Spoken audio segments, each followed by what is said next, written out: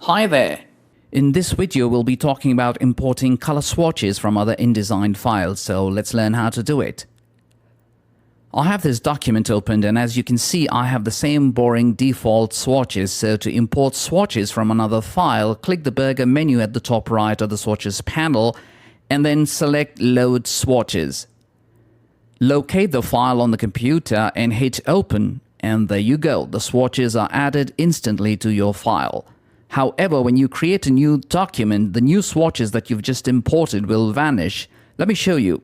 Let's go to File and then New and select Document and just hit Create, and you shall find that the swatches are gone. If for some reason you permanently want those swatches, what you need to do is, let's first close these documents, and once we are at the Welcome screen, go to Window and then Workspace, and I'm going to select Essentials Classic Workspace. You'll find that the newly added swatches are gone. So to add it permanently, go to the burger menu and select Load Swatches.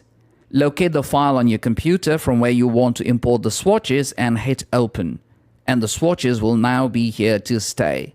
So let's create a new document by going to File and then New and select Document and then hit Create, and you shall find the new swatches sitting inside the new document. However, this will not take effect on any of the older files that were created before adding the swatches permanently. Let's verify this, and to do that, let's go to File and then Open and locate a file on the computer and hit Open. And as you can see, only the old boring swatches are sitting here.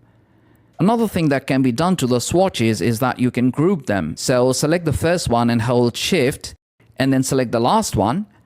Once all the swatches are selected, click the New Color Group folder and your swatches will be grouped. You can then click the group and rename it as well. To ungroup it, go to the burger menu and select Ungroup Color Group, and they will be ungrouped.